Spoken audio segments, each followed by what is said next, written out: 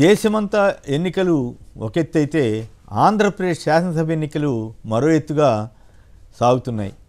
ఎందుకంటే ప్రచార రంగంలో ప్రధానంగా ప్రతిపక్ష తెలుగుదేశం, జనసేన, బీజేపీ కంటే ఈనాడు, ఆంధ్రజ్యోతి ఇలాంటి ఎల్లో మీడియా రోజు లక్షల కరపత్రాల మాదిరిగా వాళ్ళ పత్రికల్ని పార్టీ తెలుగుదేశం కరపత్రాల కంటే హీనంగా మార్చి వాళ్ళు లక్షల సంఖ్యలో ప్రజల మీదకి విసురుతున్నారు. వాళ్ళ పాఠకుల్ని హింసిస్తున్నప్పుడు కూడా వాళ్ళు ఎక్కడ తగ్గకుండా ఎలాగైనా సరే ప్రజాభిప్రాయాన్ని మార్చాలి అనేటువంటి తాపత్రయపడుతున్నారు, ఆ తంటాలు పడుతున్నారు. సో ఈ నేపథ్యంలో బహుశా ఇవాళ తర్వాత సర్వేలు చేయకూడదనేది ఒక నిబంధన వచ్చిందని చెప్తున్నారు. నాకైతే గుర్తులేదు కానీ బట్ ఇవాళ వచ్చిన పేపర్లో కానీ అన్నిట్లోనూ మెజారిటీ సర్వేలు, ఈ గత కొద్ది రోజులుగా వచ్చిన సర్వేలు, ప్రత్యేకించి ముఖ్యమంత్రి వైఎస్ జగన్ గారి మీద వచ్చినటువంటి జరిగినటువంటి దాడి ఘటన తర్వాత, హత్యాయత్నం ఘటన తర్వాత జరిగిన సర్వేలు కానీ, అంతకుముందు ఆ తర్వాత వచ్చిన సర్వేలు, ఇవన్నీ కూడా పరిశీలిస్తే దానికి తోడు సిద్ధం, మేమంతా సిద్ధం అనేటువంటి యాత్ర, బస్సు యాత్ర అయితే జరిగిందో అక్కడికి వస్తున్నటువంటి జన స్పందన చూసిన తర్వాత నిజానికి ప్రతిపక్షాల గుండెలు జారిపోయే పరిస్థితి ఉందని చెప్పాలి. ఇక ఒక్కసారి సర్వే సంస్థలు చూస్తే ఒక్క సీ ఓటర్ సర్వే సంస్థ మాత్రం తెలుగుదేశం కూటమికి అనుకూలంగా ఇస్తోంది.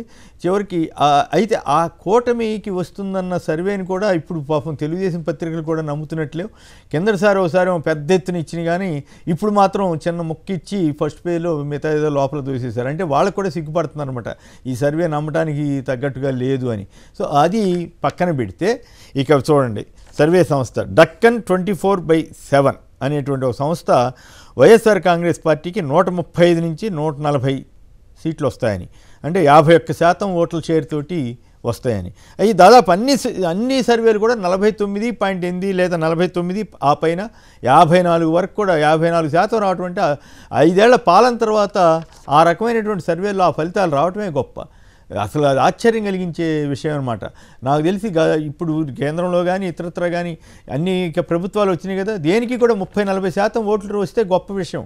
40 మ్యాక్సిమం వస్తే 40-45. అలాంటిది జగన్ గారికి కిందసారి 49 చిల్లర అంటే దాదాపు 50% వచ్చినాయి. ఇప్పుడు కూడా అదే నిలబెట్టుకోగలుగుతున్నారనడానికి ఇవన్నీ ఉదాహరణ.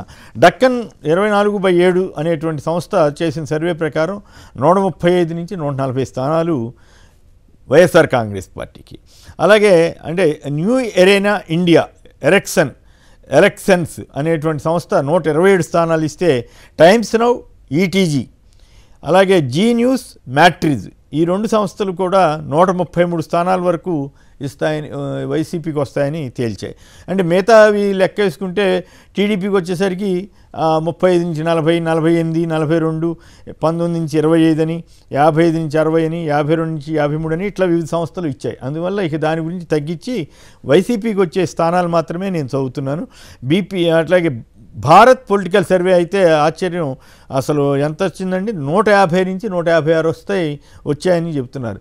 నిన్న నాకు ఒక మిత్రుడు శ్రీకాకుళం నుంచి ఫోన్ చేసి 168 స్థానాలు వస్తాయని ఒక ఆయన చెప్పాడు. నాకు ఆశ్చర్యమైంది, అట్లట్లా చెప్పామంటే చూడండి నేను చెప్తున్నాను 24 లోక్సభ వస్తాయన్నాడు. ఇంకో ఆయన ప్రొద్దుటూరు దగ్గర ఒక ఆయన ఉన్నాడు, ఆయన 160 స్థానాలు తక్కువండి అని నాకు పదే ఫోన్ చేసి చెప్తూ ఉంటాడు. మరి వాళ్ళ అబ్జర్వేషన్ గతంలో కూడా మేము అట్లాగే అంచనా వేసామని చెప్తుంటారు. సో వాళ్ళందరి పేర్లు నిజంగా కరెక్ట్ అయితే రిజల్ట్స్ రోజున మనం మాట్లాడుకుందాం. అలాగే చాణక్య సంస్థ 102 నుంచి 107 మినిమం 102 నుంచి 107, లోక్సభ 16 వస్తాయంట. టీడీపీకి వచ్చేసరికి 55 నుంచి 60 మాత్రమే వస్తాయని, 8 మాత్రమే లోక్సభ సీట్లు వాళ్ళకు వస్తాయని చాణక్య సంస్థ అంచనా. అలాగే జన్మత్ పోల్స్ 120 నుంచి 123, లోక్సభ వచ్చేసరికి 20 నుంచి 21.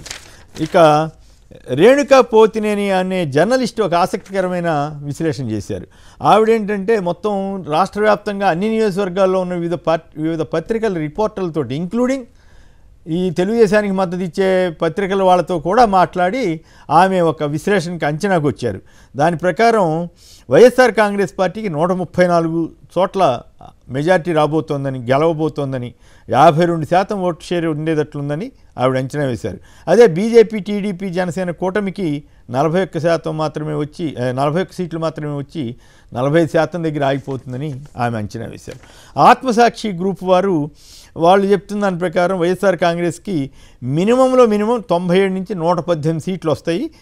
అలాగే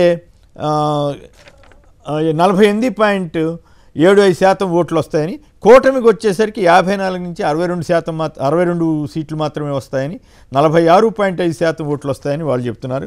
నాగన్న సర్వే అనేది ఆయన చేసిన సర్వే ప్రకారం వైఎస్ఆర్ కాంగ్రెస్ పార్టీకి మినిమంలో మినిమం 103 నుంచి 125 వరకు వస్తాయని, అలాగే కూటమికి 39 నుంచి ఇంకొక ప్లస్ ఆర్ మైనస్ ఒక 8 అంటే 47%, 47 వరకు, 45 నుంచి 50 వరకు అనుకోండి.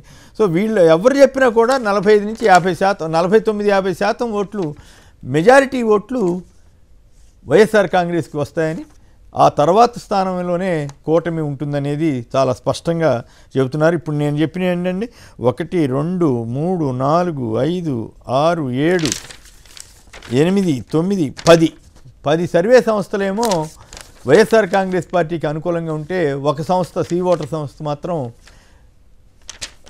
టీడీపీకి అనుకూలంగా ఇచ్చింది.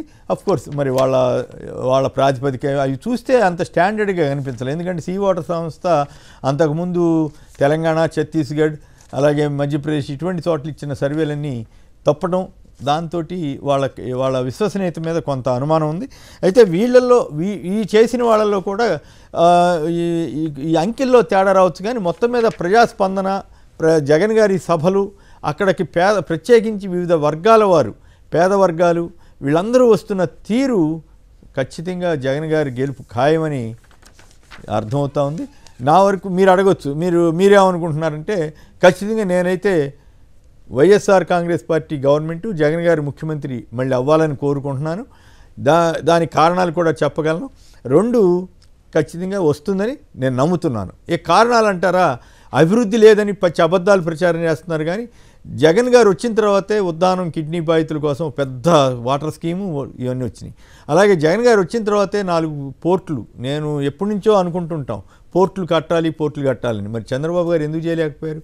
మెడికల్ కాలేజీలు ఎవరు ఊహించని రీతిలో 17 తీసుకొచ్చి ఆల్రెడీ 5 కట్టారు, ఇంకో 5 కడుతున్నారు. ఇవన్నీ ప్రాసెస్లో ఉన్నాయి.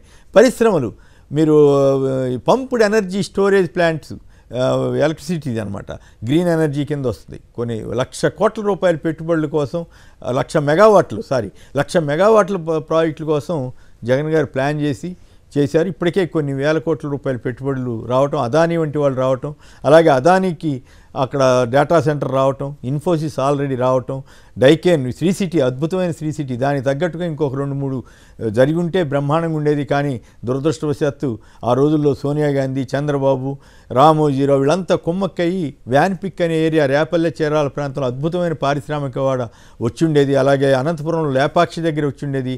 వీళ్ళు దిక్కుమాలని కేసులు పెట్టించి సిబిఐ ద్వారా వాటన్నింటినీ దెబ్బగొట్టారు. కానీ మళ్ళీ అభివృద్ధి మాదే అనేట్టుగా ఒక అబద్ధపు ప్రొడక్షన్ ఇచ్చుకుంటూ వెళ్తారు. మరి వీటన్నిటినీ కూడా గమనంలో తీసుకున్న తర్వాత నాకు అర్థమైంది ఏంటంటే, ఖచ్చితంగా వైఎస్ఆర్ కాంగ్రెస్ పార్టీ వస్తుందని నమ్ముతున్నాను, రావాలని కోరుకుంటున్నాను.